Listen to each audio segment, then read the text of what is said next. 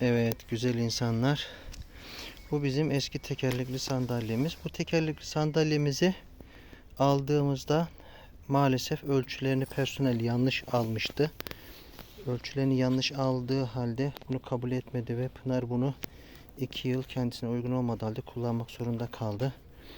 Ve sonra bizim bireysel çabalarımızın sonunda yeni tekerlek sandalyesine ulaştı. Çünkü sosyal ödemedi. Yeni tekerlek sandalyeyi biz ödeyemeyiz dedi. Ödemedi. Biz de bireysel olarak diğer derneklere başvurduk. Bir tanesi kabul etti. Çok teşekkür ediyoruz. Şimdi bu tekerlek sandalyeyi sosyal geri istiyor. Onlara geri iade edeceğiz. Eğer bu tekerlek sandalyeyi vermezsek bu sefer yeni tekerlek sandalyemizde bir arıza olduğunda tamir etmeyeceklerini söylediler. Biz de zaten iade etmek istiyoruz. Bu tekerlek sandalyenin tanıtımını yapacağım şimdi. Bu tekerlekli sandalye normalde çok güzel ayarlanmış. Niye çok güzel ayarlanmış? Bir buradan elektrikli olarak kullanabilirsiniz. Elektrikli joystick olarak kullanabiliyorsunuz. Burada tekerlerinde bakın şöyle yapıyorsunuz. Çalışıyor. Böyle yapıyorsunuz. Teker pasif hale geliyor. Yani isterseniz elinizle manuel olarak kullanabilirsiniz. İsterseniz elektrikli kullanabilirsiniz. Daha az yer kaplıyor. Ondan sonra arkasında küçük bir aküsü var. O nedenle çok fazla yol gitmiyor. Yani o kadar çok menzili yok maalesef. Ondan sonra şey olarak güzel düşünülmüş bir tekerlek sandalye. İsterseniz bu tekerini çıkartabiliyorsunuz burada. Buraya bastırıp çıkartabiliyorsunuz. Yerine sadece şu motorsuz, bu motorlu. Motoru burada. Tekerde yani bunun motoru. Bunu motor çıkarttığınız zaman motorsuz bir şekilde de kullanabiliyorsun. Yani normal tekerlek sandalye gibi. Yedek tekerleri de var. Onları hiç kullanmadık. Evet. Burası sürekli bozuldu maalesef. Yine bozuk bakın. Bozuldu. Buradan açabiliyorsunuz. Işığı var. Kornası var. İşte ileri geri malum. Şuna basıp böyle şeyi katlayabiliyorsunuz. Bu tarafa doğru içe doğru katlayabiliyorsunuz.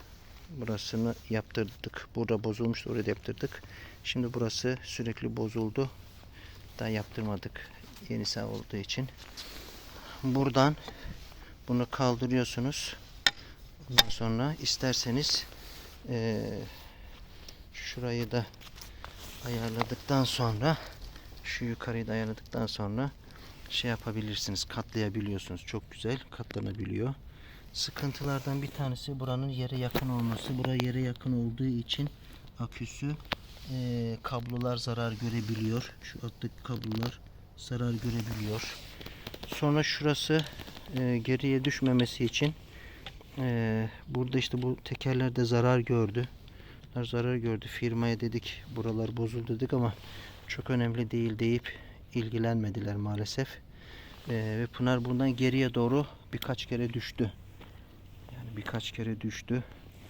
O düşme korkusu oluştu. Şimdi yeni tekerlek sandalyesinde bu korkusunu aştı. Bir sıkıntısı yok şu an inşallah. Evet. Bu tekerlekli sandalyeyi almak isteyenlere tavsiye ederim. Ama iyi bir firmadan almalarını tavsiye ederim. İsterseniz buraya açıyorsunuz böyle. Bunlar da kullanabiliyorsunuz. Buraya basıp yükseltip alçatabiliyorsunuz. Evet, güvenli güzel bir firmadan bu model tekerlekli sandalyeyi alabilirsiniz. Niye böyle aldık onu da anlatayım. Şimdi yokuşlu yollarda, zor yollarda elektrikle gidiyordu Pınar. Ama normal yollarda manuele alıyordu. Çünkü evde de mesela manuelle kullanıyordu. Niye? Kollarının da gelişmesi lazım. Kol kaslarının gelişmesi için hem manuel hem de motorlu olması lazım. Şimdiki tekerlekli sandalyesi de değişik versiyonda. Zor yollarda motor takıyor. Zor olmayan yollarda manuel kullanıyor. Evde olduğu gibi kol kaslarının zayıflamaması için. Evet. Dinlediğiniz için teşekkür ederim. İnşallah tekerlekli sandalye ihtiyacınız olmaz da bu bilgiler sadece bilgi olarak sizde kalır. Bizi takip etmeyi, sevdiklerinizle paylaşmayı, bildirimleri açmayı unutmayın. İyi günler.